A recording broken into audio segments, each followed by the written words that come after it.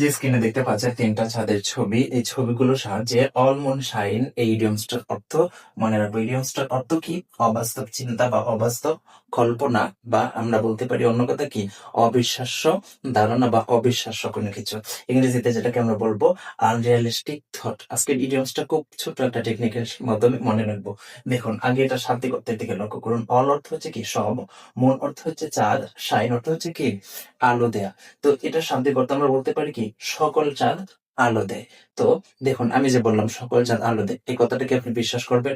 অবশ্যই বিশ্বাস করবেন না, কারণ এটা মিথ্যা কথা, এটা অবাস্তব কথা, এটা বাস্তব না।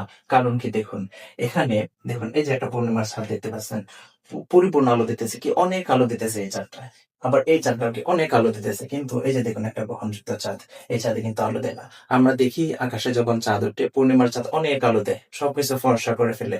কিন্তু এই চাঁদে যখন গ্রহণ লাগে, যেই দিনের চাঁদটা গ্রহণ লাগে, সেই দিনের চাঁদটা কিন্তু আলো দিতে পারে না, সবকিছু অন্ধকার হয়ে যায়। তার মানে আমরা কি জানি, সকল চাঁদ আলো দেয় না। যেমন পূর্ণিমার চাঁদ বেশি আলো দেয়, আবার গ্রহণযুক্ত চাঁদ কি আলো দেয় না।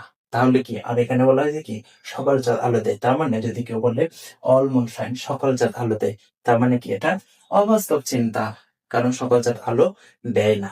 এভাবে গল্প টেকনিকের মাধ্যমে ইডিয়ম ফ্রেজ মনে রাখতে আমাদের প্লেলিস্টে ঘুরে আসুন, প্রচুর পরিমাণে ভিডিও দেওয়া আছে।